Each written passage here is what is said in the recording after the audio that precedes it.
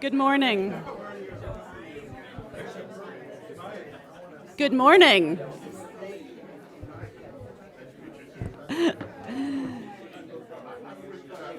Good morning. And thank you all for joining us for today's program. I know we have a fantastic audience and many of you are having a great time chatting, but I am going to kick us off here. Again, thank you so much for joining us online and in person for today's program on EU-US science cooperation in the Arctic. I'm Rebecca Pincus, director of the Wilson Center's Polar Institute. And I wanted to just share a little bit of background. Since 1968, the Wilson Center has delivered nonpartisan policy insights to Congress and across government, building a multidisciplinary community of scholars and experts on global affairs. We convene and curate dialogues to bring fresh thinking to pressing policy problems. And climate change in the Arctic is one of those pressing problems. The Arctic is undergoing rapid, catastrophic change across land, sea, and ice. Not only are Arctic communities threatened, but the global community will experience the worldwide climate impacts of a warming Arctic. The US and European Union have vital interests in the Arctic and a strong and long-standing relationship. We will hear about those interests today, about the groundbreaking science enabled and facilitated by that relationship, and about ways of deepening cooperation even further. Here at the Wilson Center, the Polar Institute and the Global Europe program also have a strong cooperative relationship, and we are delighted to be teaming up for today's outstanding program. Thank you, Global Europe. I'm honored to introduce today's first speaker, Ambassador of the European Union to the United States, Ms. Jovita Neliupšienė. Ambassador.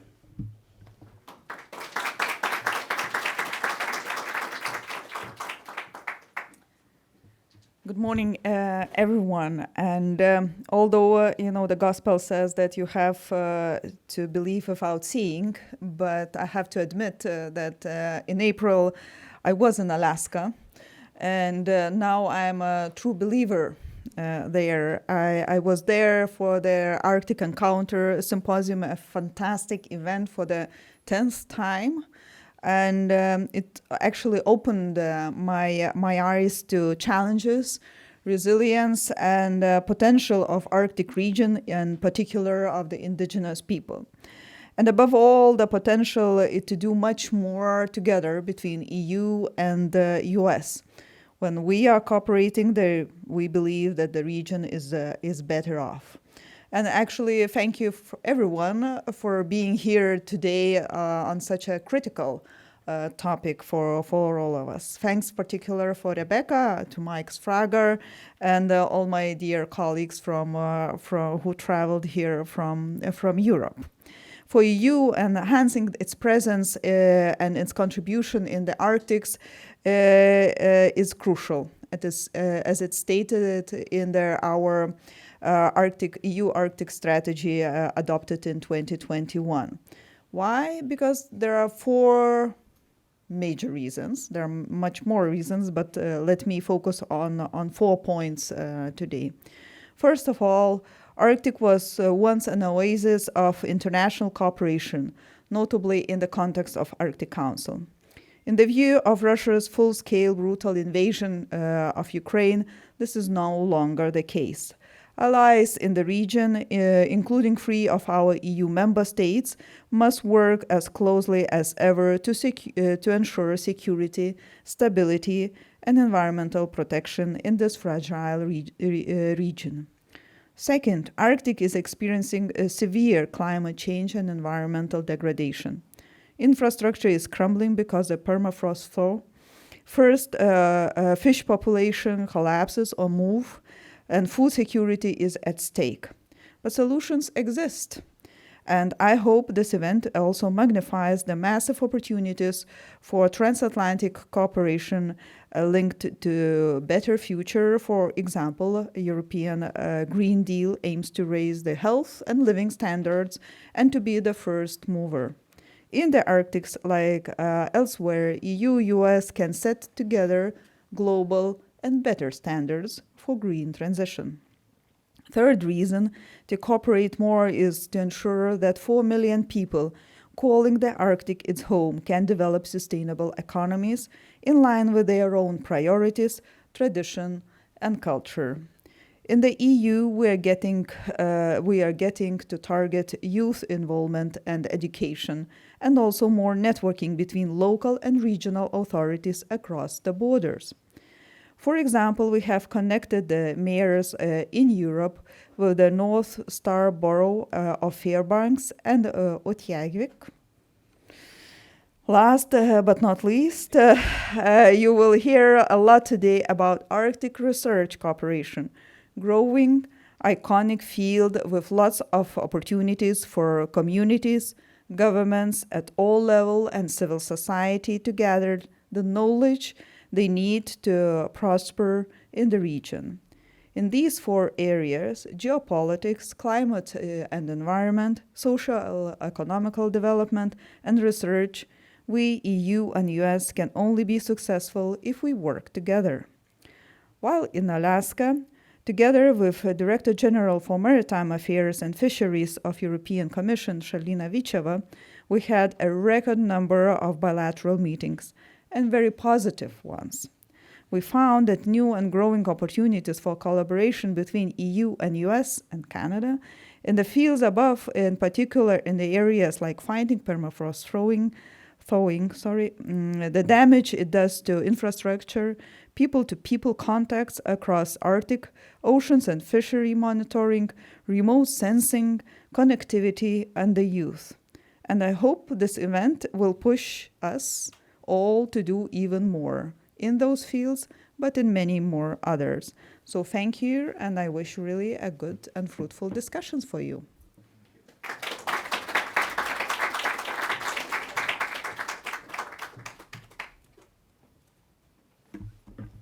Thank you so much, Ambassador. Now I'm honored to introduce our second opening speaker, Malit Mesfin, Deputy Assistant Secretary for Oceans, Fisheries, and Polar Affairs at the U.S. State Department.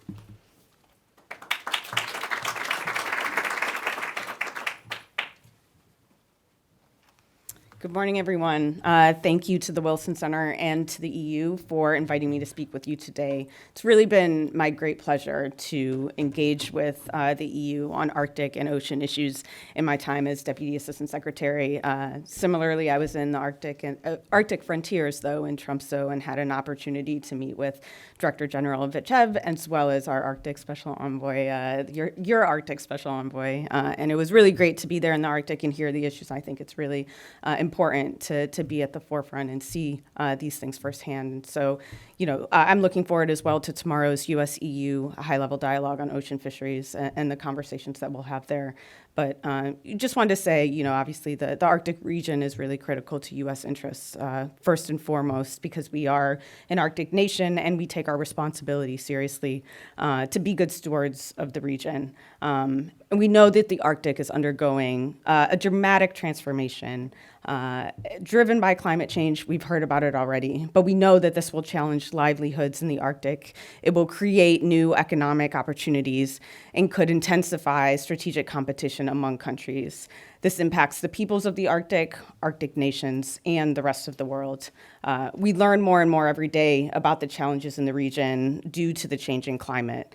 For example, NOAA's most recent Arctic report card, which is a peer-reviewed source of environmental information. In 2013, it noted record-breaking precipitation, unprecedented wildfires, continued permafrost thaw, and a shrinking Greenland ice sheet. This means, frankly, a warmer, wetter, and greener Arctic with regional and seasonal variations and consequences of global impact. These environmental consequences, such as rising sea level, coastal erosion, more frequent and severe wildfires, damaged ecosystems, these are being experienced across the world.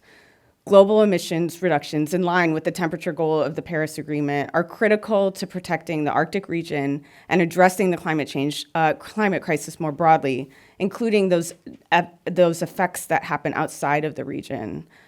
Yet we know that the speed and the intensity of climate change has disproportionately profound impacts on the region itself. These impacts threaten the livelihood of Arctic residents and traditional lifestyles of the Arctic indigenous peoples, including Alaska Native communities, and they damage critical infrastructure in the region and pose new threats to U.S. security. These are the reasons why the most recent U.S. national strategy for the Arctic region approaches the climate crisis with greater urgency than previous strategies.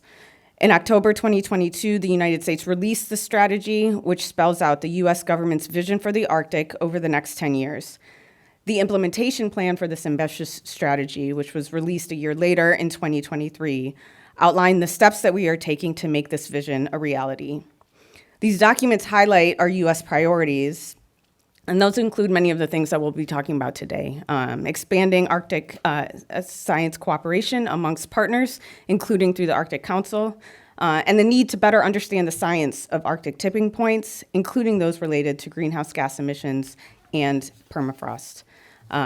It outlines that we will seek to deepen our relationship with Arctic allies and to expand cooperation with those that uphold international law, rules, and standards in the Arctic region.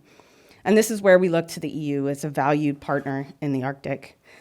In the Arctic Council, 3 of 8 Arctic states are EU member states. We work closely with Sweden, Finland, and the Kingdom of Denmark to address issues of common concern and continue to promote the Arctic Council as the foremost intergovernmental forum for cooperation in the Arctic on issues of environmental protection and sustainable development.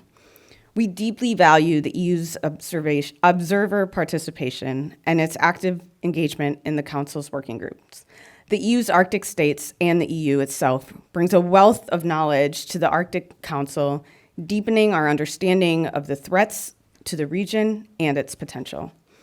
The EU's role in helping sustain Arctic fishing is of critical importance. Changing fish and wildlife migration patterns, combined with the high cost of non-subsistence foods, have exacerbated food insecurity in the Arctic as well as elsewhere, and make it difficult to carry on traditional cultural traditions. Warmer ocean temperatures are driving food populations from outside the region to cooler Arctic waters, with serious implications for future food stocks, the fishing industry, the environment, and food security around the world. The EU has been an integral partner in the development of the agreement to prevent unregulated high seas fisheries in the Central Arctic Ocean, or CAO. The CAO Fisheries Agreement's objectives is to prevent unregulated fishing in the high seas of the CAO through the application of precautionary conservation and management measures as part of a long-term strategy to safeguard healthy marine ecosystems and ensure the conservation and sustainable use of fish stocks. This agreement is novel in 2 respects. It takes a precautionary approach to preventing unregulated fishing before it has even begun, and it requires the inclusion of Indigenous knowledge and Indigenous peoples in the scientific work under the agreement. All too often, fisheries agreements arrive too late to the scene, after fishing has already begun in the area, and they're often put in place with a lack of management that has led to negative impacts on food stocks and ecosystems. And in this case, recognizing that the lack of information and the changes on the horizon in the Arctic, the parties are working cooperatively to begin to better understand the CAO and its ecosystems, to sustainably manage fishing in the region from the onset. And the US and the EU are coordinating closely in the implementation of this agreement, particularly by establishing the Joint Program of Scientific Research and Monitoring, the Scientific Coordinating Group, and multiple working groups under the agreement. As we continue to ensure that the Arctic region remains peaceful, stable, prosperous, and cooperative, we recognize that evidence-based decision-making is key. This includes consultation, coordination, and co-management with Arctic Indigenous peoples. Promoting scientific research is a fundamental component of this decision-making, and we welcome the EU's strong focus on funding and facilitating Arctic scientific research. I'm eager to hear more on the discussions today in the upcoming panels and about the priorities and our ongoing efforts. It's more important than ever to work with our friends to craft shared solutions to shared challenges. And I look forward to the ways the United States and the EU can harness our respective strengths to work together on these shared Arctic interests. So thank you to the Wilson Center for holding this meeting, bringing us together for this conversation, and for inviting me to speak. I look forward to the discussions. Thank you.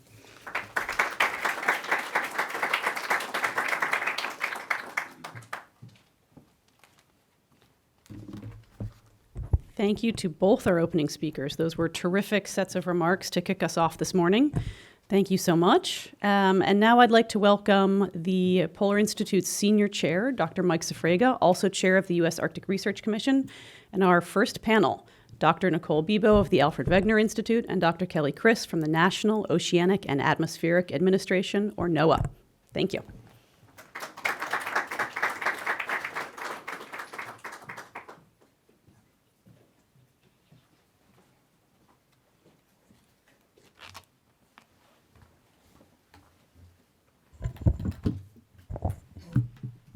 Good morning.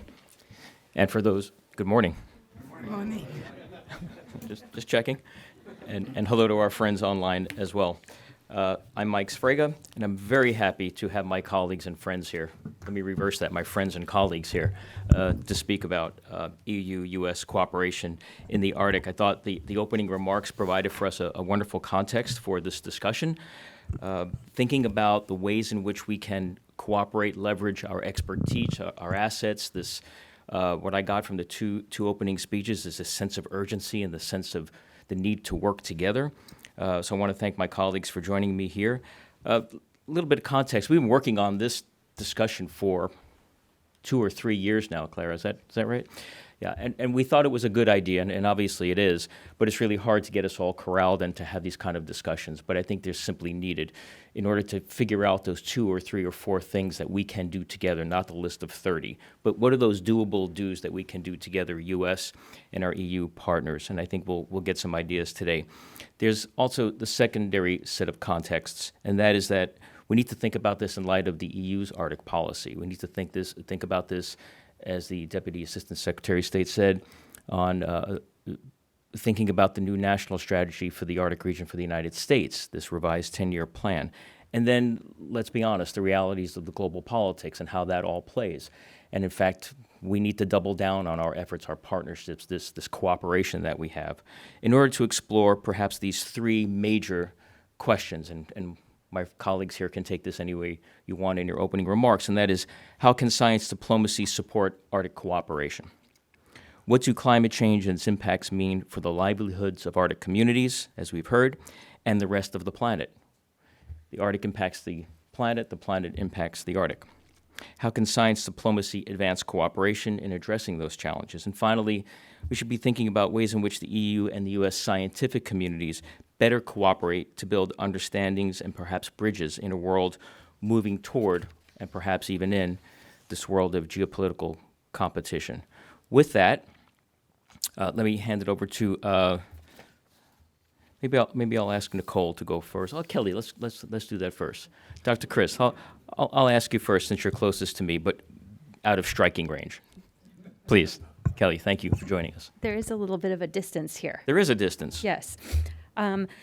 Thanks. That was a lot of questions. And I do want to first thank the Wilson Center for hosting this event. And I'd like to also, as the first 2 speakers opening today, discussed kind of the value of working in close partnership with our valued allies. And science, I like that this panel is all scientists, and science and the role of science diplomacy is critical in this space. I think you all know the rich history of science diplomacy, and scientists can often have conversations that some of us in the government cannot have. They can continue dialogues in a way that maintains some connections when the geopolitics are difficult. And so I think that issue is something that is worth diving into here today. And I'd like to add, and we got a little bit of it in Das Mesvin's remarks this morning, there's another set of governments that we have to take into consideration with respect to the Arctic, and that's the indigenous peoples and our trust responsibility in the United States, particularly to the Alaskan Native communities, and an understanding not only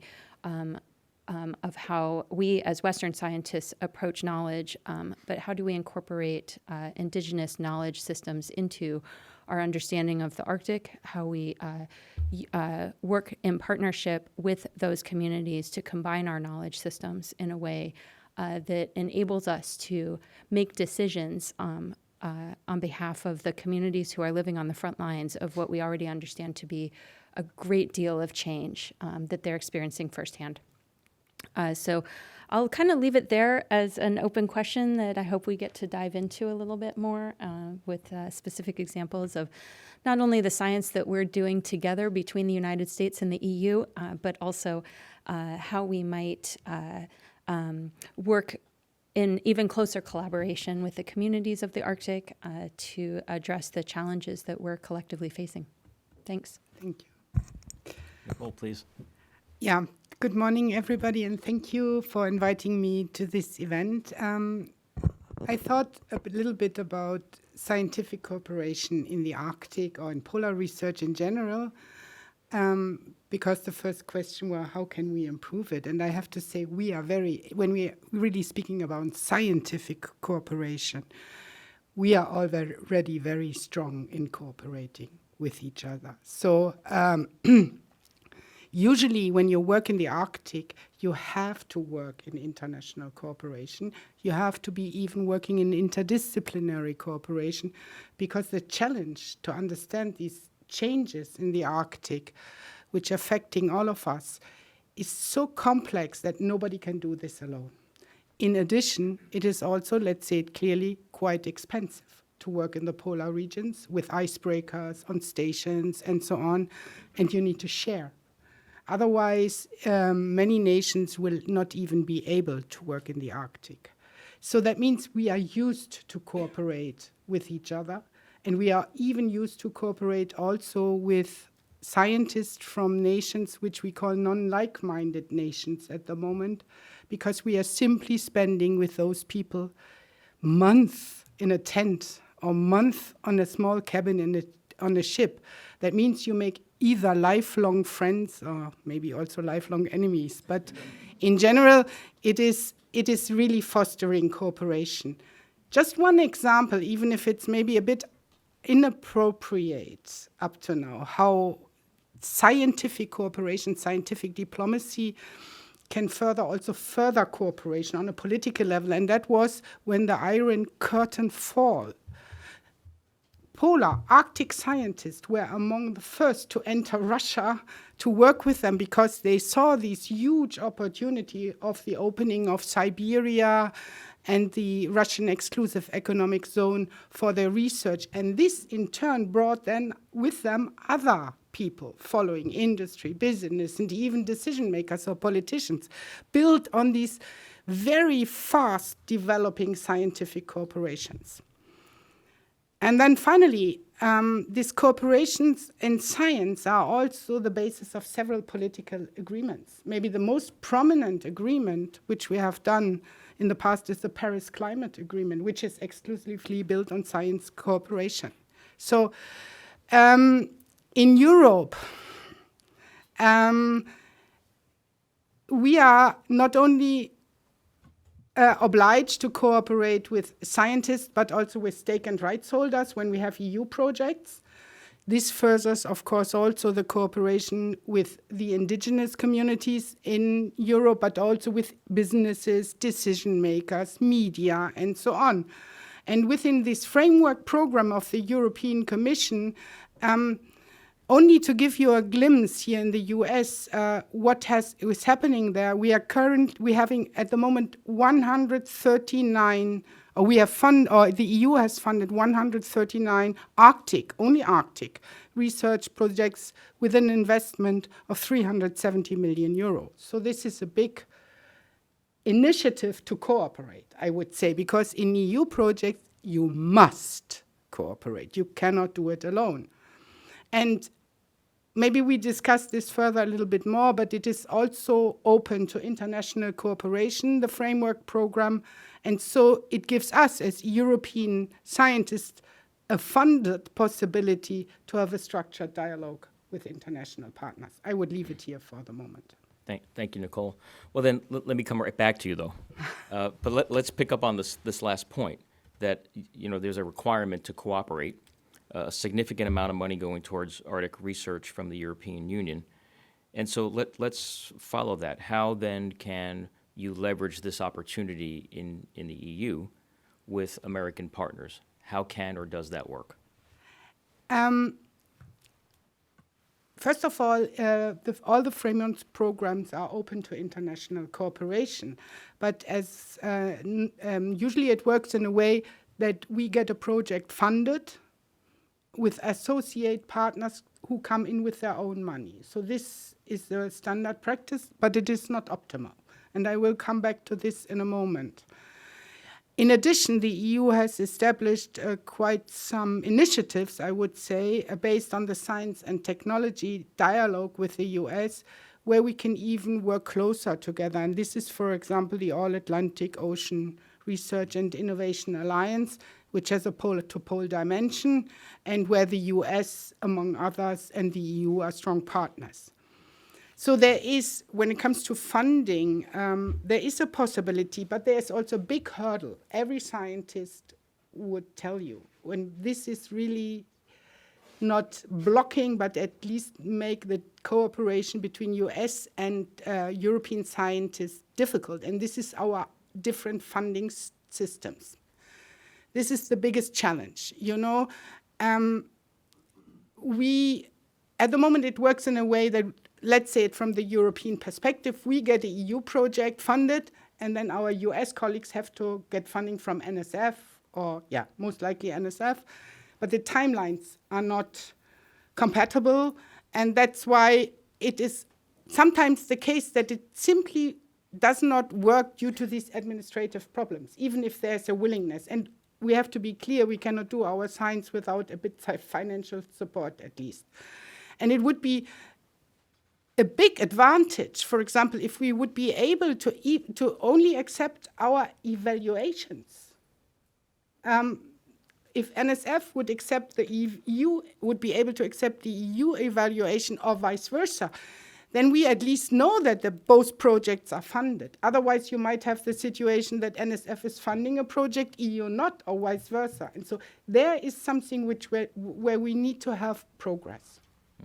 It's a very basic and hard issue to overcome, but a fundamental issue if we are to better coordinate our efforts. Kelly, any response to the funding component of this? And then I do want to follow up perhaps with you on the issue of inclusion of indigenous communities into the work that we're all doing. Yeah, thank you. I think that Dr. Bibo put a fine point on some of the challenges between the way our different structures work. In reviewing the two strategies, I was struck by how similar they are, and I think that reflects our general understanding of the region, and also, I don't think it has been stated enough. It's definitely not yet here today. How underobserved, how under-instrumented, how a lack of the funding. The research needed to really understand this changing environment continues to be a challenge, and it certainly is in the United States and our ability to make those commitments in Alaska for our own Arctic region. But this will prove to be critical in our ability to react and respond, and hopefully even anticipate those changes in an effort to become more resilient. There are places, however, that we are doing this cooperation outside of kind of a discrete funding cycle, and one that I wanted to note was on sea ice cooperation. The work that the United States is doing through our Sea Ice Prediction Center with the U.S. National Ice Center, and I need to look at the European one, the International Ice Charting Working Group. The work that we're doing there is, I think, a good model of how scientific cooperation can work on understanding kind of one of those key areas of understanding that will help us with our different strategies with respect to understanding how to react to climate change, It has a security component, and it also has a sustainable economic development component. So that's one example. I would also point to, Das Mesfin mentioned the Central Arctic Ocean Fisheries Agreement.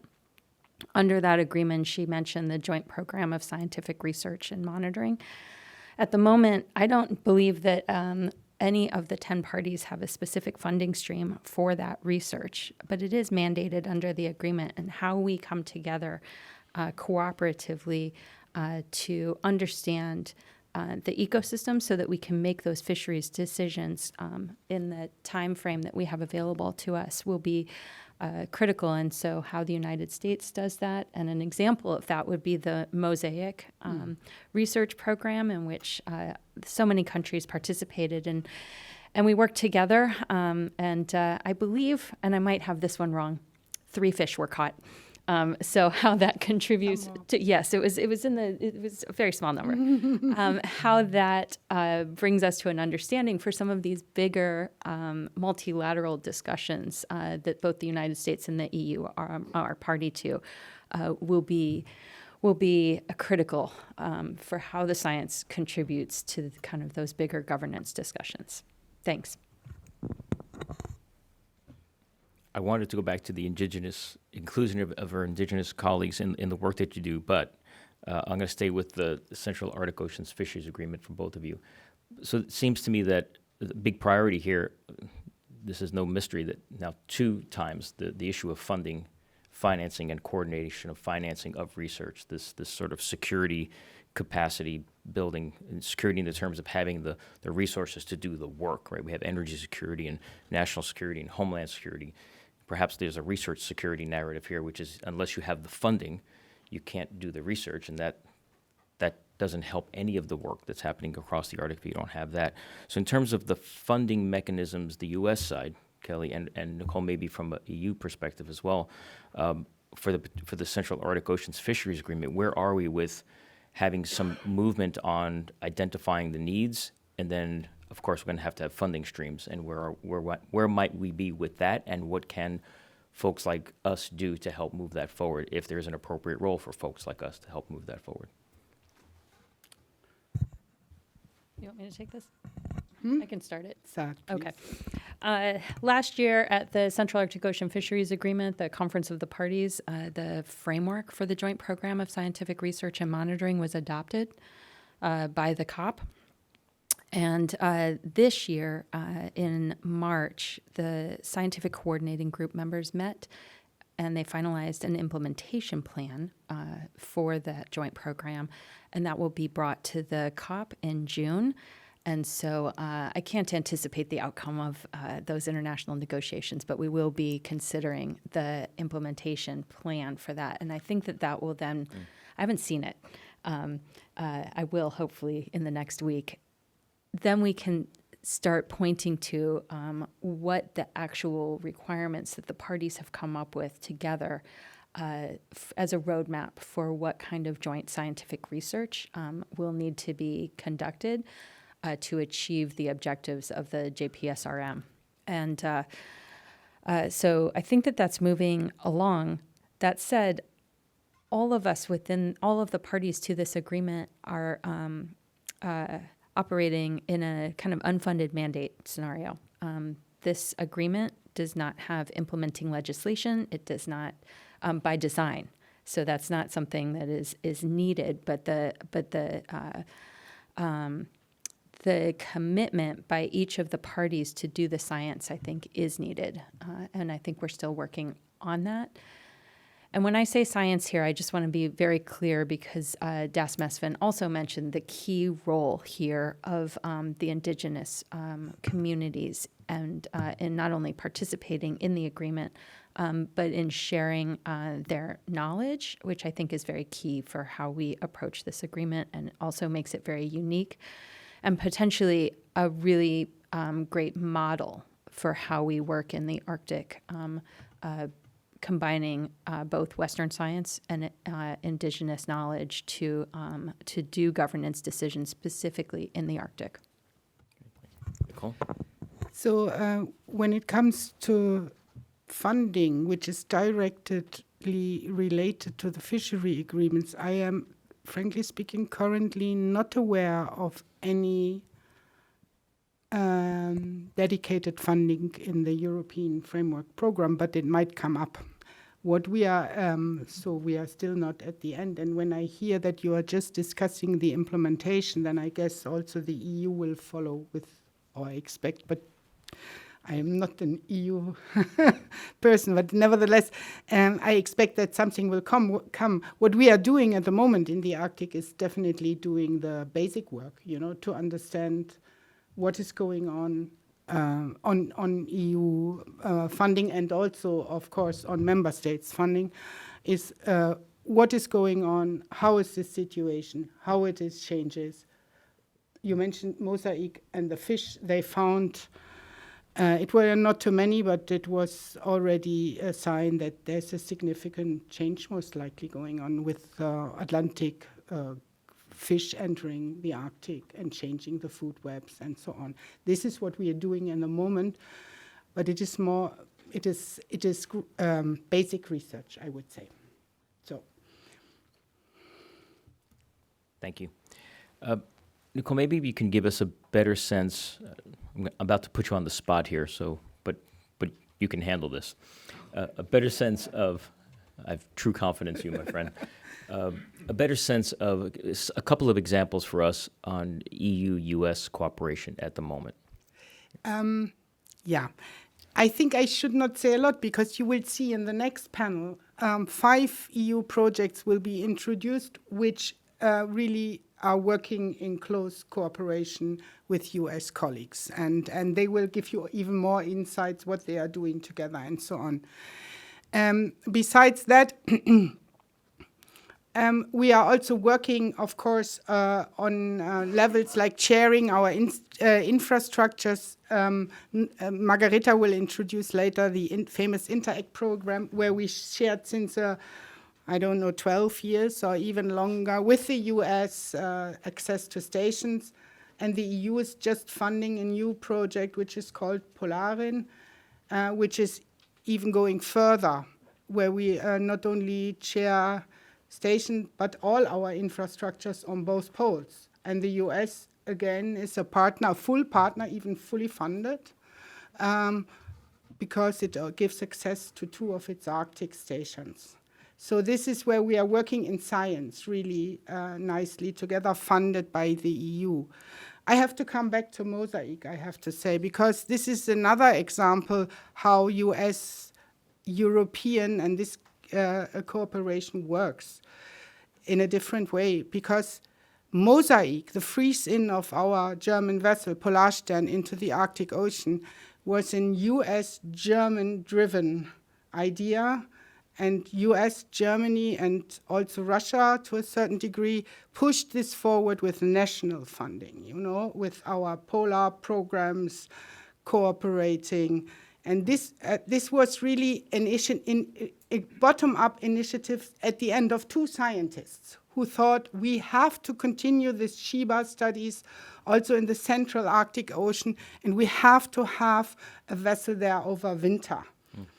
And this also worked very well, but it takes a long time. Mosaic took about 12 years of preparation to get this in place, and so on and so on. This is what we cannot do always, But for the really important questions, I think the structures to do this together are there, but it needs a long breath. And due to the scientific system here and also in Europe, some scientists cannot have this long breath to implement such an idea. But as I said, Mosaic is the example where we really bottom up. In this case, US, Matthew Schub, and our German colleagues from AVI had this brilliant idea and pushed it on the level that it took place. And I have to comment, I just came back from a workshop in Montreal where our director spoke about Mosaic, and what I did not know was, you said the Arctic Ocean is heavily undersampled. So the reference data from Mosaic was the Fram expedition from Nansen. So, nothing in between. this is a sign also where we have to really have to look at and increase the data coverage a lot. Yeah. When you're invoking Nansen, it's always a good thing to invoke Nansen, but sometimes invocation of Nansen there's a negative context to that, which means there's a wide century gap Yes. in the work and the way in which we have been thinking about research. So the framework that you just talked about with Mosaic, and we've all celebrated Mosaic, and we'll learn so much over the next years about the discoveries from Mosaic. Let me ask you both: is there in place?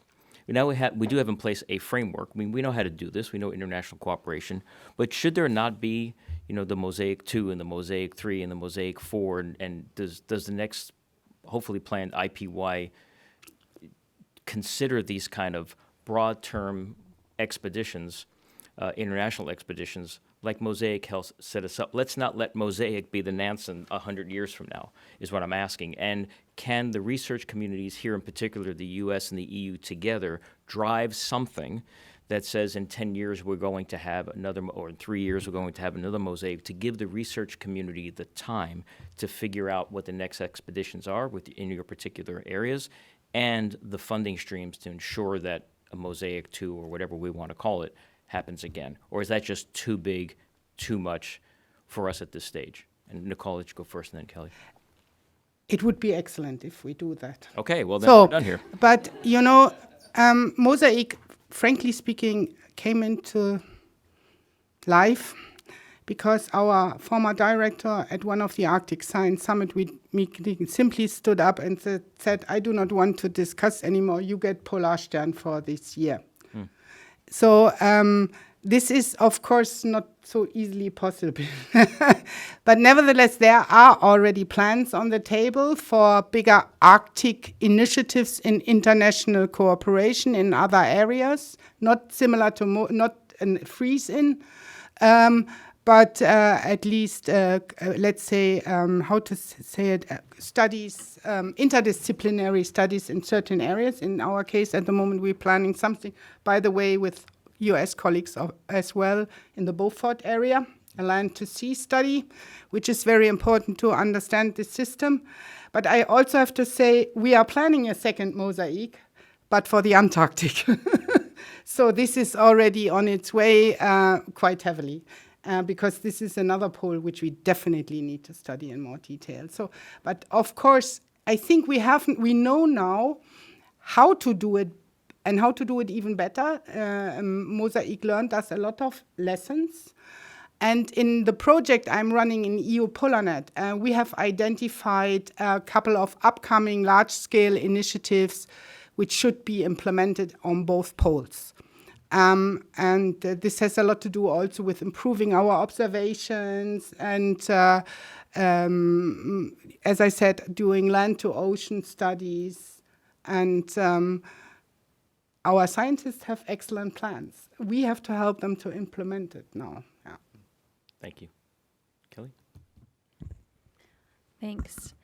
I think there's a lot to unpack in all of the things that you said, and I tried to take a couple notes. I think in the United States, it's often a struggle to remind Americans that we are an Arctic nation. Nobody in this room has that issue, but Alaska is often left off the maps when we look at a map of the United States, and so it can be continental U.S. centric in the way that we craft priorities.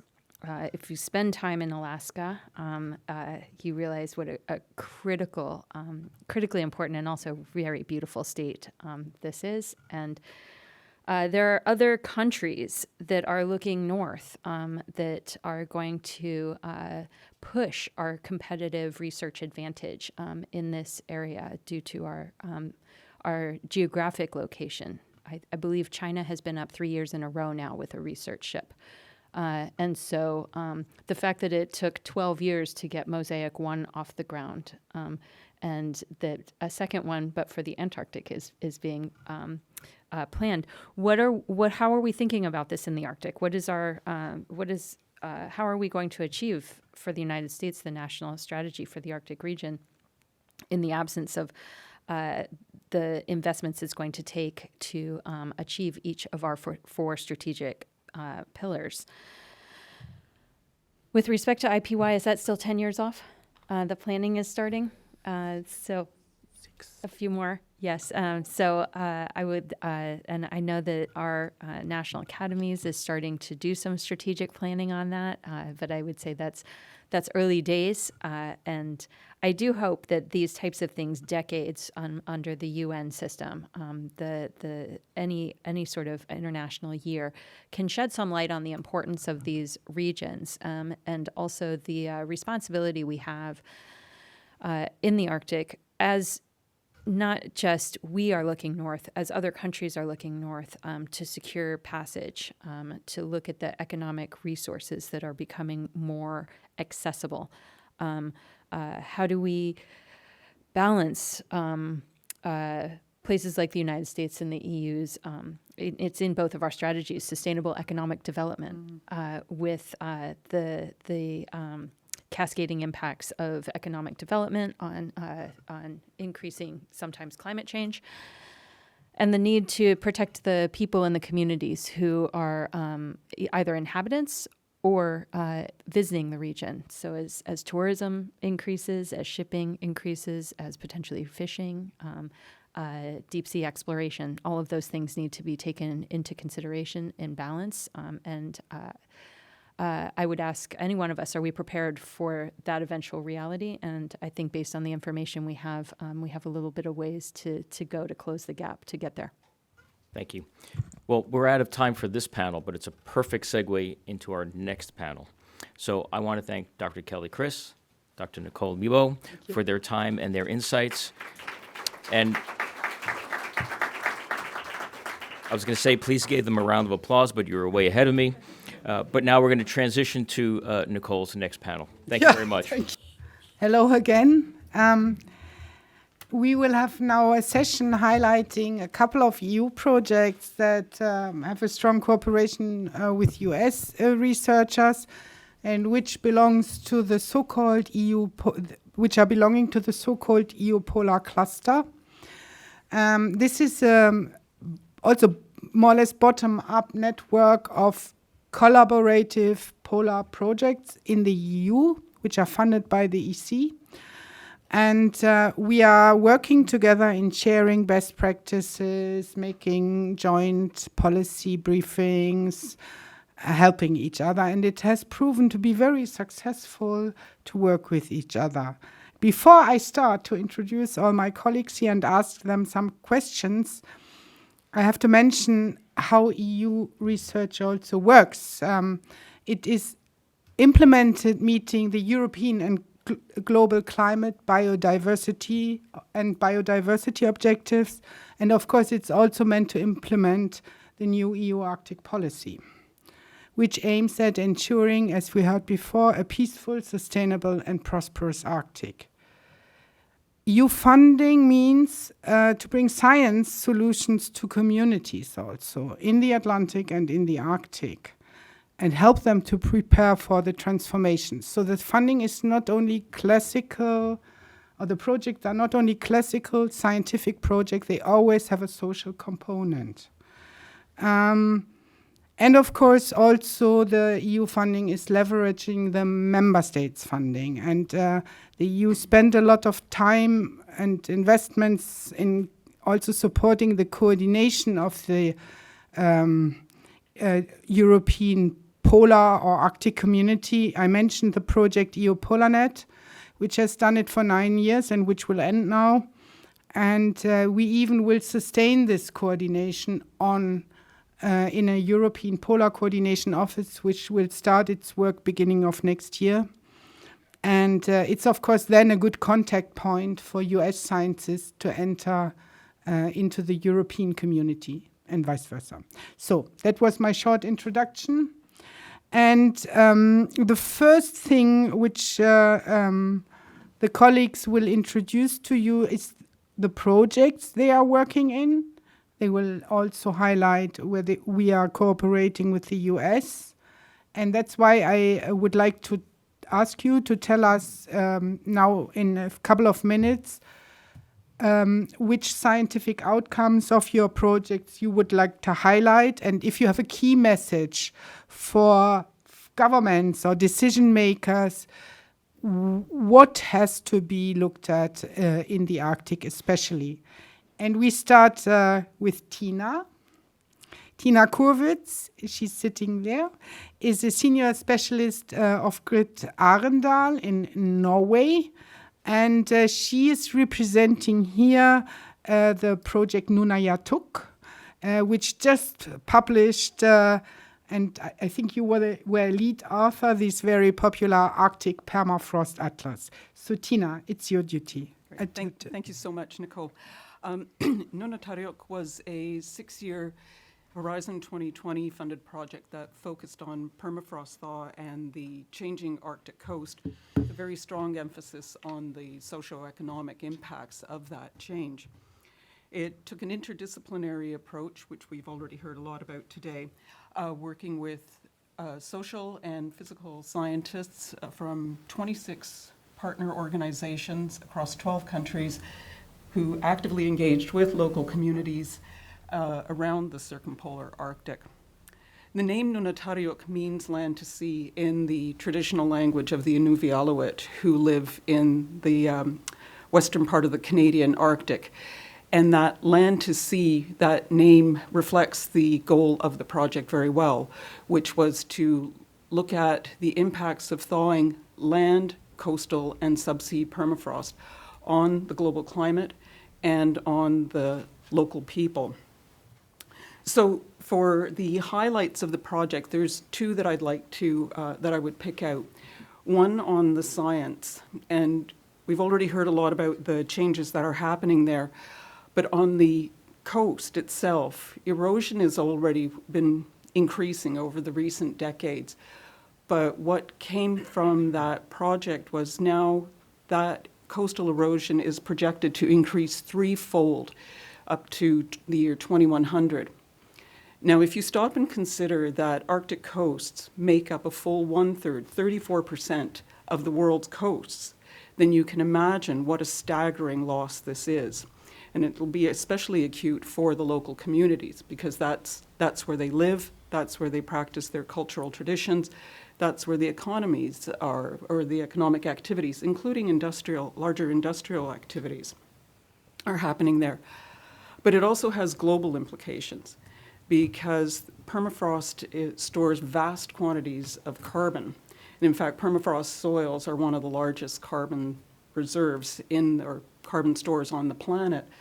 And when permafrost thaws, that carbon is released into the atmosphere as greenhouse gas emissions, but for further driving climate change. But those emissions are not very well accounted for in the current climate models. And then that leaves me to my second highlight, which is on how do you communicate that kind of complex scientific information that's coming out of a research project like Nunatsiaq to people, policymakers, decision makers at all levels, including the local, right up to the global, and so that they can actually act on those findings. So Nunatsiaq, right from the beginning, right from the development of the project, made the conscious decision to put out more than just briefing notes, to make it something that would be accessible and allow people to actively engage with the information. And the result that Nicole already alluded to was the Arctic Permafrost Atlas. And I had to bring along a visual aid here, but this publication takes the research findings from Nunatsiaq, as well as other research projects occurring around the globe, including permafrost in mountain areas and the Antarctic, and presents it in a series of 28 sort of maps and graphics, text, along with photos, art, and stories from the people who live and work in the Arctic. And it covers the science, the cultural, and the socioeconomic aspects of permafrost and permafrost change. And I think when you see it laid out like this, it really gives you that full sense of the scale of the impacts that are happening with permafrost thaw. And then just to finish up, because I know you gave us strict timelines, but the key message, and I wrote it down so I wouldn't mess this up, but to address these complex issues like permafrost thaw, there really is that need to support the multi-year interdisciplinary research, but one that also emphasizes communicating that the findings to the people that can act on them. So the policymakers, decision makers, all the way from the global up to the local. Thanks. Thank you so much, Tina. And I think we continue in order here, even if I have planned it in a different way. Then the next one is Kai Bischoff. He is a professor of marine botany at the University of Bremen, so we are more or less from the same place. And Kai coordinates since a couple of years already the project Face It. And it's about Arctic coastal ecosystem, if I understand it correctly. And Kai, please explain your highlights. It's a pleasure to me. Thank you. Thanks, Nicole. Good morning, everybody. Happy to be with you. It's also an honor to me. Yeah, we touched upon a lot of different aspects already. What we have not mentioned so far is biodiversity, and the project I'm talking about, and also Bruce Forbes for Charter will join me on this, is on biodiversity. Biodiversity as a value per se, but of course also the importance of biodiversity for the local livelihoods, of course. And this is what we are looking at in Face It. So Face It is watching at Arctic coastal ecosystems, but in particular on fjord ecosystems. So very close to the coastlines and close to the areas that are used by the indigenous people, by the local communities. Face It consists of 14 partners from 8 countries, with the University of Alaska in Fairbanks being one of them. And what we are doing is we are following a comparative approach. We are comparing 7 different fjord systems of different stage of cryosphere loss or global change impact, you may take it like this. So we are comparing fjords representing the stable Arctic, with fjords in transition, so the changing Arctic, and we have one reference fjord representing for us the future Arctic, if you would like to take it like this. This is a fjord in northern Norway, in Finnmark. So to highlight some of the outcomes, we will show you how biodiversity has a direct impact to the livelihoods. First of all, what we see, and you mentioned permafrost and coastal erosion you mentioned. Coastal erosion also has an impact on the light climate underwater. Yeah?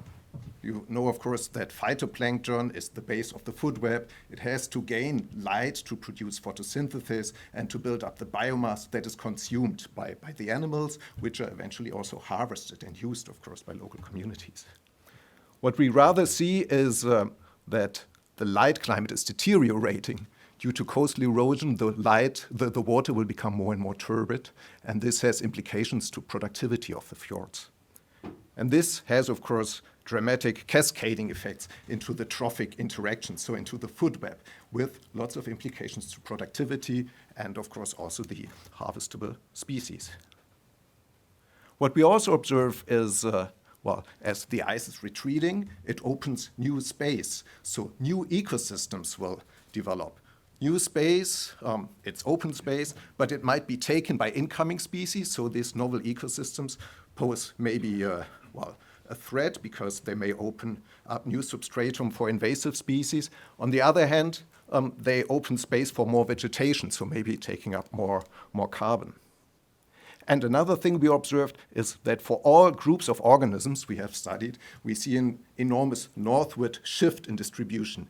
This means, of course, lots of southern species are moving northwards. But the question is, of course, what about the true Arctic species? Where can they go, actually?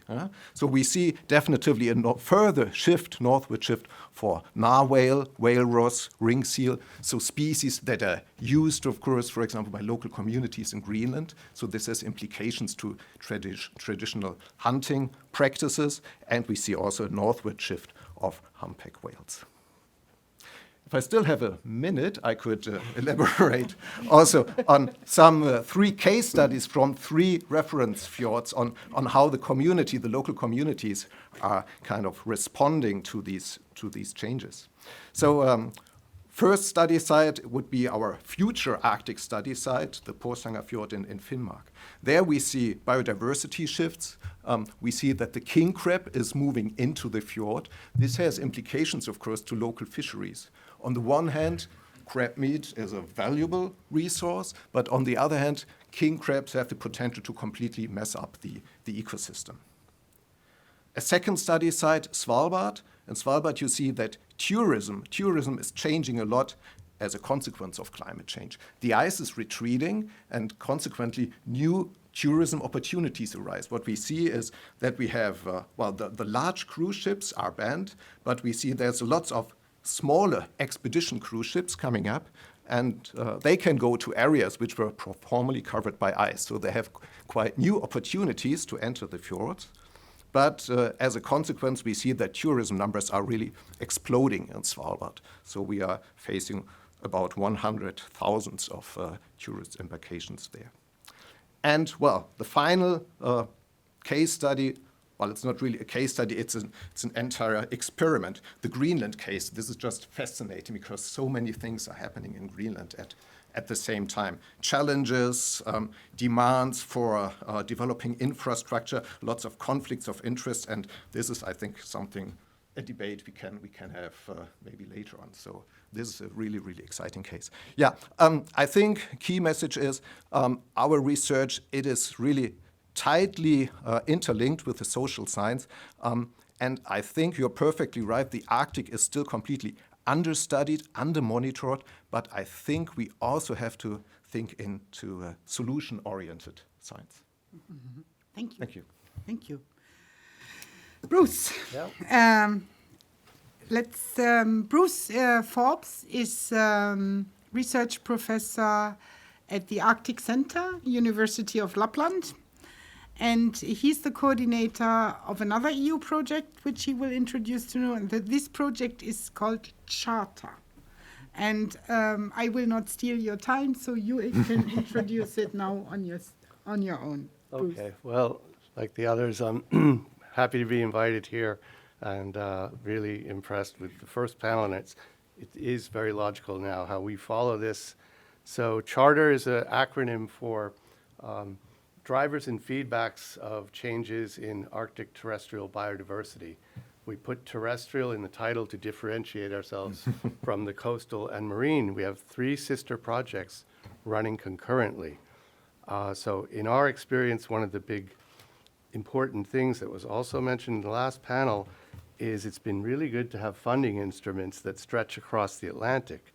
I'm also a partner in a NSF-funded Navigating the New Arctic project. I'm not the leader. Mark Serez, National Snow and Ice Data Center is. But we had the good fortune to have these run concurrently. And I've had NSF funding and NASA funding going back many years. I'm old enough that I've seen this process change. I've been through human interventions to change in the Arctic, HARC, and it has gotten better. I have to say, we were able to fund and first time call it salary for the project coordinator in Charter and also an indigenous scholar, Rosa Laptander from Yamal, who's Nenets herself. So that has been a big win and outcome. We've also aimed to have participatory workshops. People who know my history know I've been working in Russian Arctic since Soviet times. I spent the last summer of the Soviet Union in West Siberia, among other places. So that's part of my personal history, but it bleeds over into these both projects because AESC and Charter were by design to have about half of the territory studied in the Arctic with indigenous Arctic scholars who actually helped co-develop the proposals. So first, starting late, 4 months Charter because of COVID, then a 6 months no-cost extension. What was planned to be a 48-month project is now going to be 58 months. AESC will extend a little longer because it has a 1 year no-cost extension. But one thing that differs when you run projects like this with thematic overlap side by side, you really see the difference in how they are administered. And in NSF, I have to say to its credit, having community support letters required as part of the process, showing that the community knows you're coming. They have helped work on this proposal. They have helped develop the questions, and they've committed time throughout the project. But we also find is going forward, and a suggestion for the future would be to actually allocate more resources already at the co-development stage. I know that's another conundrum, not having money to meet in person when you're writing these big proposals, but we work with busy reindeer herders, fishermen and women. For them to actually come to Rovaniemi or wherever to work on a proposal, it's time away from repairing their fences and stuff. I get a salary for that. And now we're transitioning in a big way from my age cohort, people a few years older than me, the reindeer herders and such, they are retiring, and it's their kids who are taking over. And I know their kids, and I work with them, and I don't feel good asking them to come to Rovaniemi for, even if it's just a day, they, pay their time and salary. So that was another outcome. Another thing that's been really good is having people directly involved in policy relevant research. We see more and more in the NSF and EU calls policy relevance. It came through loud and clear in our project. One of the outcomes now, looking back critically over our past more than 36 months, we've had a report and we are working on our final report soon. One of the problems is, and we even have people from the Ministry of Environment in Helsinki. We have people from the Ministry of Foreign Affairs, Agriculture, and Forestry. And there's no way, kind of like Arctic Council, you don't have teeth to get the policy relevant recommendations up to policy actions. And this is not just unique to this project. This has been going on a long time. But when I was talking to our partners last week, what are you going to say there, Bruce? You better say these things we've been talking about. And also, elephant in the room again, being cut off from half of the Russia since February 24th. In my case, it's like losing family members because these reindeer herders and researchers like myself, we've been working together for decades. So now when we're talking about monitoring biodiversity, sharing ways of knowing and combining ways of knowing about biodiversity trends, climate trends, permafrost trends, we have a dispensation to use data up until February 24th. But the reality of parsing all that out is difficult. So, and Greenland, last point, some like myself and my close colleague Florian Stamler, for the last 2 years, we started going to Greenland, first with NSF funding through Sherry Fox. We had a colleague. Now we've applied for more funding, and so Greenland is going to be, you're going to be hearing more about Greenlandic pastoralism. Thanks, Bruce. Now, Margareta. Margareta is Associate Professor at the Department of Physical Geography and Ecosystem Science at Lund University, and she's well known as the coordinator of Interact since many years. And she will explain, what Interact does and what the highlights are. Thank you, Nicole. Well known, wow. Wow, I will put that in my CV, thanks. So 3 minutes without slides. What a challenge. Anyhow, I will bring out my Italian genes, which I don't have, but I will do my best. The first thing I want you to remember is the name of the project. It's called Interact. And I think if I just mention it like 5 times, you will remember it. So I am going to pester you. Interact, interact, interact, interact, interact. That's our project. And then for the rest of the very short introduction, these 3 minutes without the slides, I will focus on 4 numbers. And I would like you to remember the 4 numbers because there is a card game. That's very difficult. Card game that you can win. So remember the 4 numbers, come to me afterwards, and you get the card game. Great. First number is 1. Yeah, you know that obviously. So Interact is a one-stop shop for terrestrial, land-based research station in the Arctic, and we facilitate excellent science. That was the first number. The second number is 10. We collaborate with all Arctic countries. And this is when you say, she's not very good with geography, obviously. 10. I know there is 8 Arctic countries, and we are obviously pausing the collaboration with one of them currently. But if you round 8 up, what do we get? 10. So the second number is 10. We are already at the third number, and you are still awake. That's perfect. The third number is, can you guess, 100? Yes. And 100 is the number. We are networking almost 100 research stations in all Arctic countries. As I said before, the 21 in Russia we are currently pausing the collaboration with, but still, almost 100 research stations are networking together. In US, we are collaborating with Tulik Field Station and Barrow Arctic Research Center. And why do we network? Well, we network because we want to improve the research stations. So, for example, on how can we reduce the plastic consumption? Or how can we reduce the CO2 emissions from Arctic research? Because, of course, these are important things to deal with. And also, of course, to facilitate excellent science. We're up to the fourth number. So we have 1, 10. I'm helping you out here so you can remember it by the end of the talk. 1, 10, 100. Can anyone guess the fourth? Yay! Oh, you're brilliant, obviously. What an audience. Thank you for today. No, we're not there yet. But yes, 1,000. So we have actually funded more than 1,000 scientists to do field work in the Arctic, in all Arctic countries. So this has been one of the major things that we have been doing during the last 13 years, provide access. And you can read about some examples of the research that has been carried out. It's a lot in these 2 books, for example. And yeah, this is where slides are perfect. But if we don't have slides, I'm still using it. Everyone can see the bumblebee here, can't you? Use your imagination. It is a bumblebee. It was found in Alaska. It's a new species. No one knew about this a couple of years ago.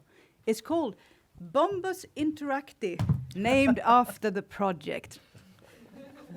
Yeah, I mean, what an honor, obviously. Okay, but then the key message to take home as for future government funding, I think one of the successes of Interact, if I may say, is that we have had the possibility to work with all Arctic countries. If you want to look at the Arctic, if you want to tell what's going on in the Arctic, you cannot ignore parts of it. You want the whole package, don't you? And that is what EU has enabled us to do through the Horizon 2020 projects. We have had pan-Arctic funding. We have had funding to all the Arctic countries. Way to go, EU. And I would say that this is perfect for the future as well. Thank you. Thank you very much, Margareta. And our last but not least speaker is the best example for US-EU cooperation. It is Jackie Gregmeyer from the Chesapeake Biological University, University of Maryland. I hope I pronounced it correctly. And she is presenting an EU project here, which is called Arctic Passion, where she is in the International Advisory Board, as far as I understand. Jackie, please. Right. Thank you, Nicole, and thank you very much for the invitation, for being here. You have an American sitting here. I think it stands to say why there's such a strong EU-US cooperation, and that has to relate to working interactively and collaborating and having access to cross-fertilizations at international meetings. So what is Arctic Passion? It's a pan-Arctic observing system of systems implementing observation societal needs. That's what Arctic Passion, the title is. Basically, it's got partners from the US, Canada, Japan, Korea, India, and multiple countries in Europe. And it's interfacing with the indigenous populations, both with land collections as well as at sea. And so one of the reasons we I am involved in this. I'm actually in the component working package 1, which is looking at oceanographic observations. And one of the collaborations is working for improving observations in a sustained capability time series. That's the take-home message, I think, for any of these observing systems. We have a Pacific Arctic led by the United States for the Arctic areas of the U.S. between Alaska and Canada, and working with in Russia. And in that one, we built this over since 2010. We interface, have multiple ships going through the Pacific sector. In the process, the success of that, we're building with our European colleagues the Atlantic DBO, and that is being led under the Arctic Passion program. At the same time, we're working with the Canadians and their Greenlanders on the Baffin Bay DBO. That's being facilitated under the Arctic Passion, and a newly developing Siberian DBO outside the Russia EEZ between Korea and the U.S. I bring this out because the Atlantic DBO is a big product coming out, and to provide information on a time series long-term activities to policymakers and decision makers. Another part of the Arctic Passion is the building of an event database and taking oral histories with coastal community populations and using indigenous knowledge and local knowledge, and some of this all the way from Utqiagvik and using in Alaska, researchers from the University of Alaska Fairbanks, and looking at histories of different, and how that can feed in different coastal communities into developing co-production and the type of sampling that can be done under this program. Another activity that's going through the Arctic Passion is working with Icon and others for their research network activities for sustaining Arctic observations, how to translate time series observations to coastal communities, how to have co-productions with them. And so part of that program is developing what's called shared Arctic variables. It's basically a word to say, what are some of the key measurements we can make that are important to providing evidence-based data for coastal community needs, as well as for the scientific community, that then can feed into managing decision makers' needs. So as you scale up the individual parts of our collaboration between EU and the US on these different programs, it's moving up into feeding into the Arctic Council, the Circumarctic Biodiversity Monitoring Program. Biodiversity issues are feeding into that, part of the development of a sustained Arctic observing network. So all of these are feeding in, and Arctic Passion has a real leverage point with the EU funding that incorporates multiple international partners. I would just point out that besides the Atlantic DBO, the question came up in the first panel, how do we have another type of mosaic? You have the Synoptic Arctic Survey, which was a EU, US, Japanese, Asian countries, Russian countries before 2022. And this is field planning and the synthesis. We had activities from 2022 on multiple ships. That took coordination. That took multiple planning to do, and that was facilitated by going to these international meetings. Planning is now for publications, analysis, moving in for 2032 NICS SAS2. Another one is,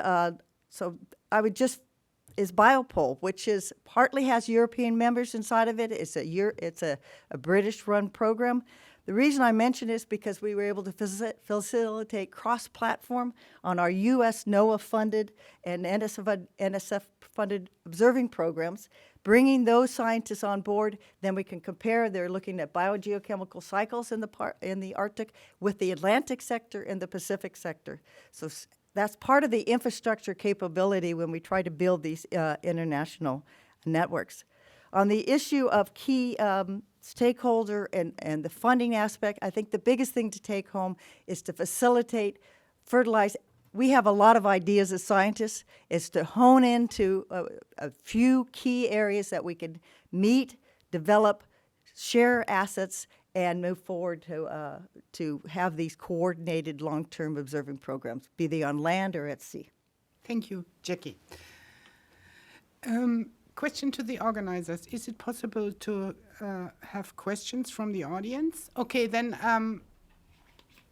I ask you if there are any questions from the audience on these 5 EU projects at the moment.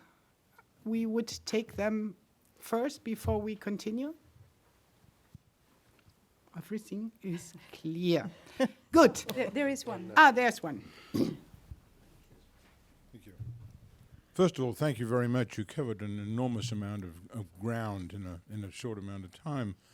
But it strikes me that there are many sort of overlapping areas of research and of recommendations, perhaps, that are coming from these different projects. So what mechanisms do you have for distilling those sort of important areas of overlap and perhaps building on those for future research endeavors? Good question. Who wants to ask? I'll just answer. Right now, through the International Arctic Science Committee, we have it's called is a research planning interagency Arctic research. ICARP, International Conference of Arctic Research Planning. There's a big meeting going to be in Boulder, Colorado. It brings in 24 countries within AESC to look at where we can combine and synergize to minimize basically greenhouse emissions and where you could actually have joint programs. And so there's a process in the work right now. It used to be we'd go to meetings all over the countries, and now a lot of it is virtual, and then we'll meet in groups to what are the low-hanging fruit, what are things that are short-term, middle-term, long-term we could do as a coordinated effort that would allow us to address some of these key questions. So that's one example. There's John.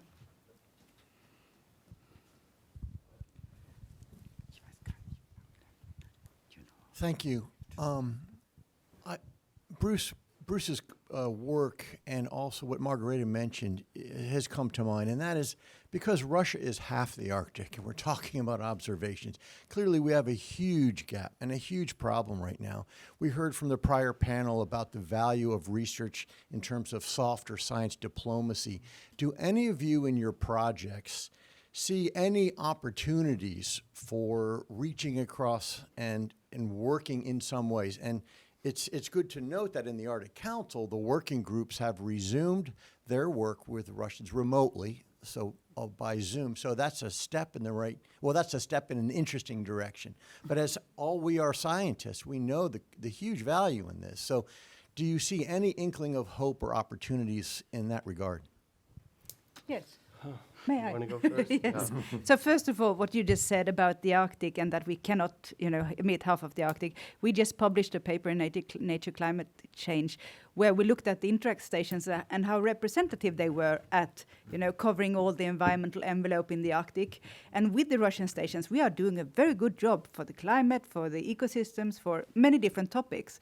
But if you remove the Russian stations, then the bias is as big as the change of that will happen by the end of the century. So there is no doubt we need to look at Russia if we want to know what's going on in the Arctic. That's number one. And then for us, we are in contact with our Russian colleagues. We have a network that want to collaborate with us, and we are not allowed from an EU perspective, but also from our national, our universities, it's national rules as well. And then, of course, it can be on a personal level. So there are very many different. But what we are trying to do is just to make sure that we have got these doors open. And as soon as there is a possibility, we do have an already existing network that we hope that we can resume the collaboration with as soon as possible.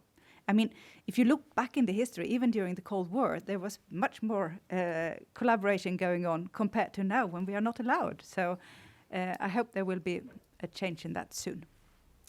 Yeah, and I can add to that. I mentioned starting work physically on the ground during latter days of Soviet Union.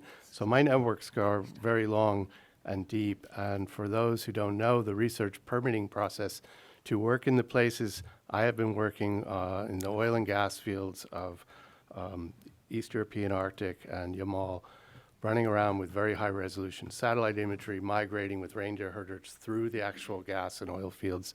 Very sensitive stuff, but all the way up until March 9th, right after that February 24th, I had already booked meetings with Rosa, Otto Habeck, Kidderlis. There was a group of us going to Salekhard because we'd already had a 2-year delay from COVID, and we needed to debrief the vice governor And the whole cohort there of scientists and stations, you know, we were set to do that. So I talked with Florian Stamler about this before I came here, and we are hopeful that we can activate at least parts of this network.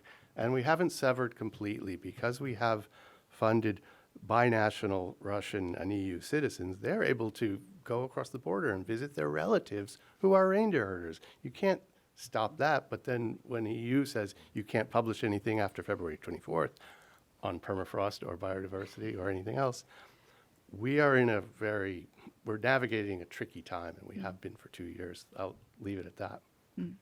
Yeah. Are there any other questions from the audience?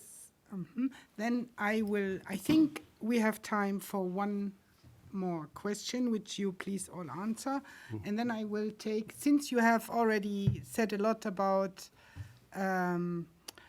how of the highlights of your project, I will ask you a bit more looking into the future. And I would like to know, what would you recommend to policymakers in terms of adaptation and mitigation measures to be a bit more applied? So when you look at the outcomes of your project and you speak to decision makers, what would you recommend to them to take into account to safeguard the Arctic and its inhabitants? Tina, maybe you start again. Sure, sure.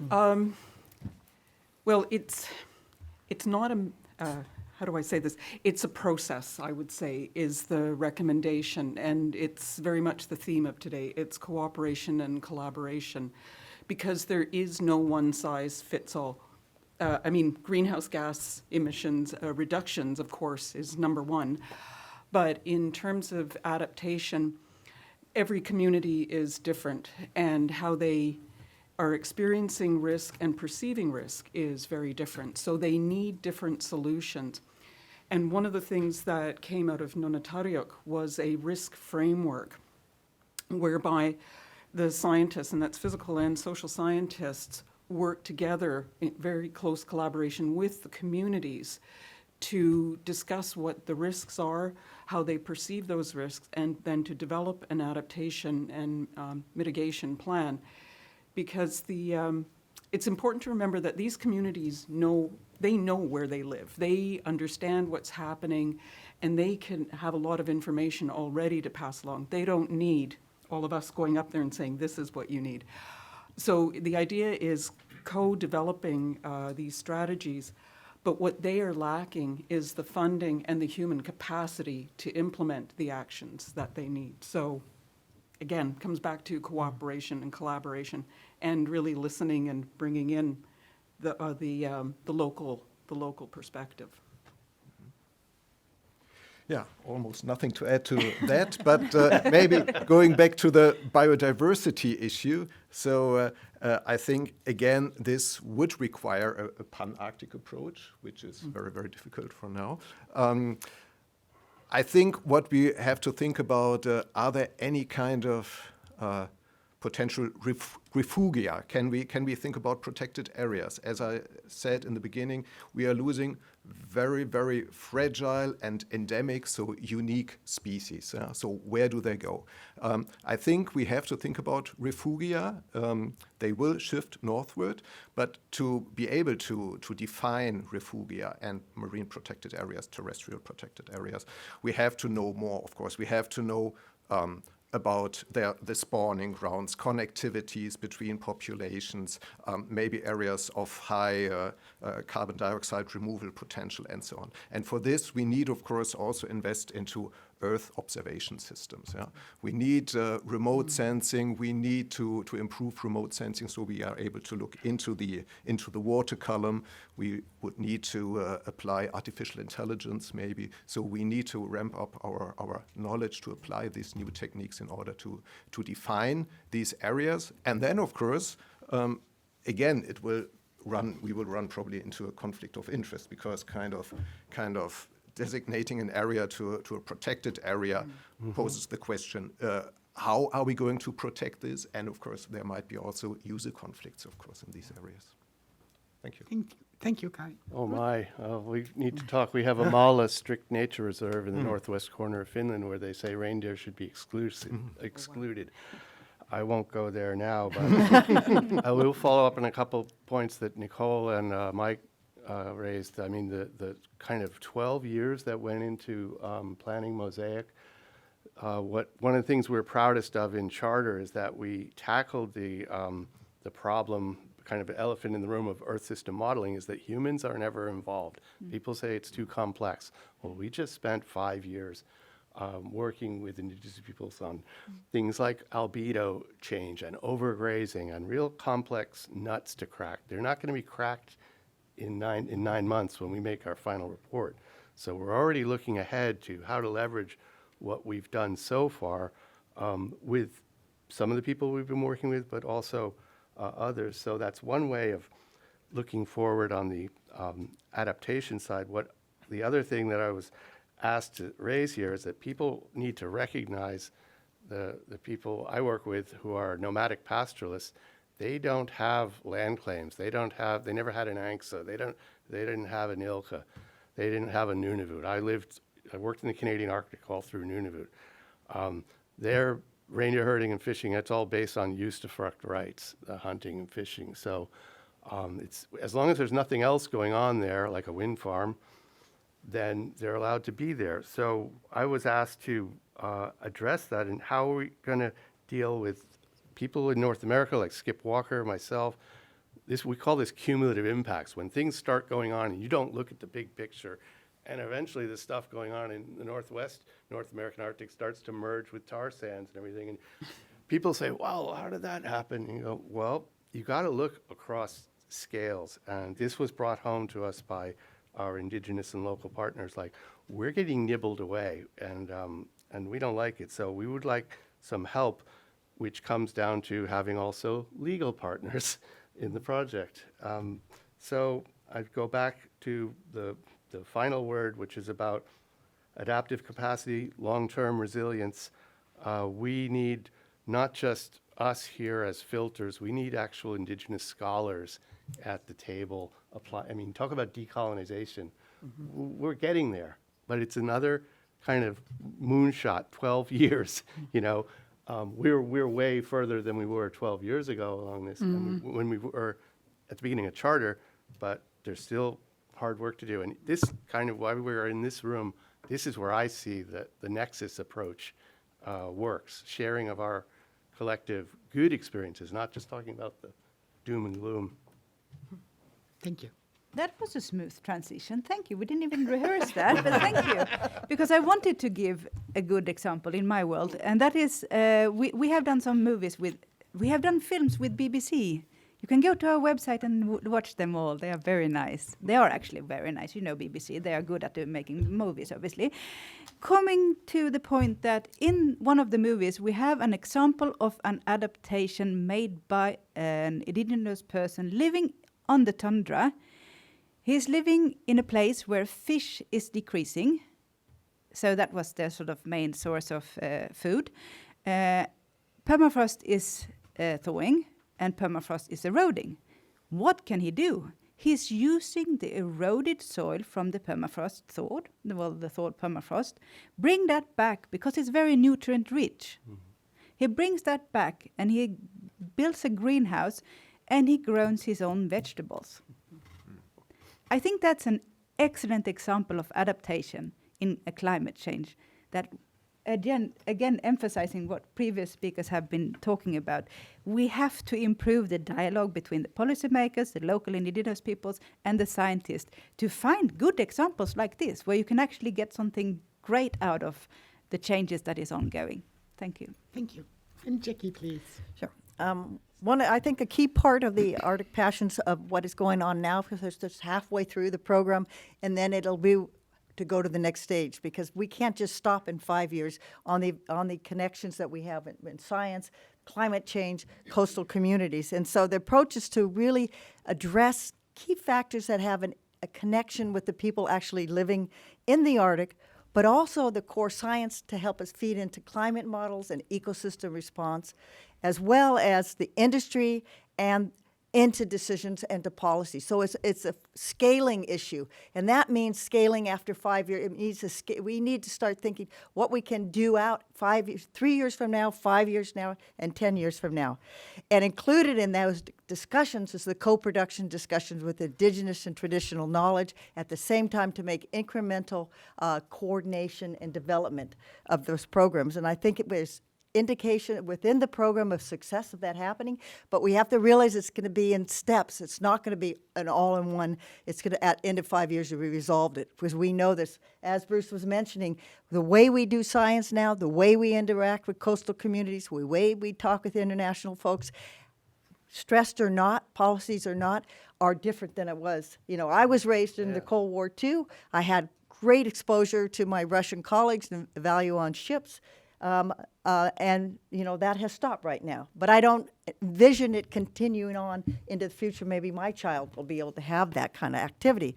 So if we're going to understand, believe, and to know what the system is doing and to try to forecast it, we work well with forecasting weather, and that helps with coastal communities and also industry.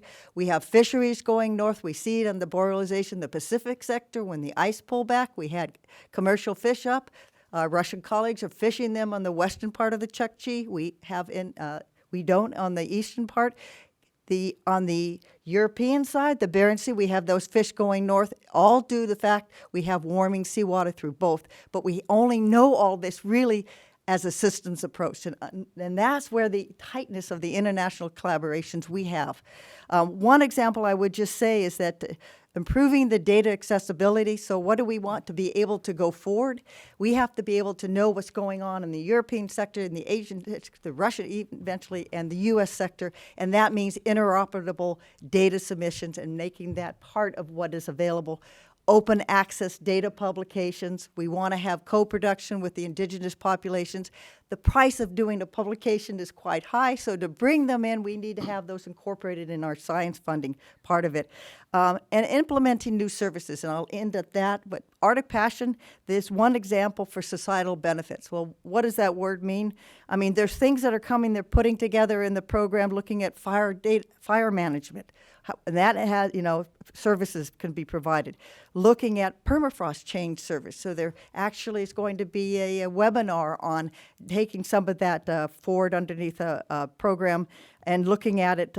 For example, it's called ALEX, Developing Through the Arctic Passion, working with indigenous communities, looking at Arctic landscape, providing a new mapping way for both scientists, decision makers, as well as the as local communities to look at permafrost. So but I would say this is all great, but unless the coastal communities can have internet, and that is a big infrastructure limitation, and I'll just stop. Thank you very much, and I thank all of you very much. I think it was a very interesting panel, and I'm quite sure that you are happy to answer questions also during the breaks later on, because we ran out of time. And yeah, thank you very much. I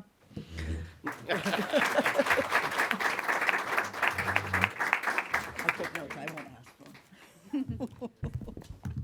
That was such a fascinating panel. You all crammed so much into the last 50 minutes. I hate to sort of enforce our time limits here, but we are out of time for this particular panel, and I know we're almost wrapping up, but I'm really looking forward to just getting some quick closing comments from Dr. Mike Sfraga, Polar Institute Senior Fellow, and also Chair of the U.S. Arctic Research Commission, to just close out this portion of today's program. Thanks so much.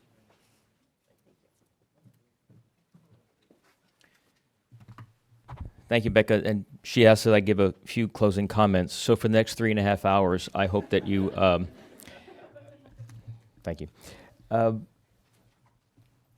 So hard to condense a few hours here, listening to colleagues and then thinking through our different strategies and our capacities. But here's just some reflections. I get a sense of urgency from all of us, a sense of urgency on the work that needs to get done. The Arctic is warming, fill in your blank, depending on where in the Arctic you are. Our organizations, our countries are funding research at different levels. There is a yearning for more international cooperation The Arctic is quickening, so too must our pace in trying to address the change, but then what do we do with the change? How do we rely on our research community? We do rely on you, rely on us to give us a better window into what's happening in our Arctic, but then what do we do with it? So I kept hearing this interface between the need for research to inform policy from a very local level to a regional level to a national level and an international level. The idea of programs and efforts like we just heard about, maybe perhaps you didn't hear this out loud, but I was thinking of it because I've talked to some of my colleagues, worry about the continued funding for research because the competition for funding is so enormous because the needs are so enormous. And all pilot projects are successful. They don't have the resources to continue out, and then if they do, how do we better leverage our assets and our resources way into the future, whether it's a Mosaic or any other long-term or short-term observation program? I think the bottom line for me is that certainly our strategies overlap. The need for data to actually understand better what's happening throughout the different parts of our Arctic seems to be a very prominent theme here. And I know there's multiple national and international and multinational organizations looking at the idea of Arctic observing networks, terrestrial, maritime, atmospheric. Maybe that's an area that we can further explore. But there is what we thought there would be, is that overlap in interests, a sense of urgency, leveraging of our resources, all for addressing the current Arctic, the future Arctic, and look, all models are wrong, some are very helpful, we know that quote, but trying to understand better, but thinking through now the complexities of the geopolitics the day that we live in. That's a really hard thing, and I think Bruce amplified that as well as other colleagues as well. So it's not just simply addressing the research issue, but we can no longer look through the work that we do through just a research lens. We have to look through it through, fortunately, unfortunately, a geopolitical lens and have reality here and do the very best we can together, perhaps now more than ever.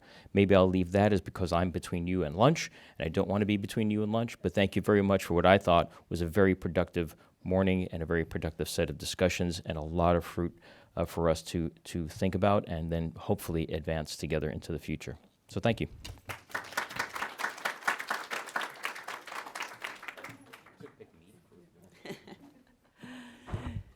This concludes the online portion of today's event. For all of you joining us online, thank you so much.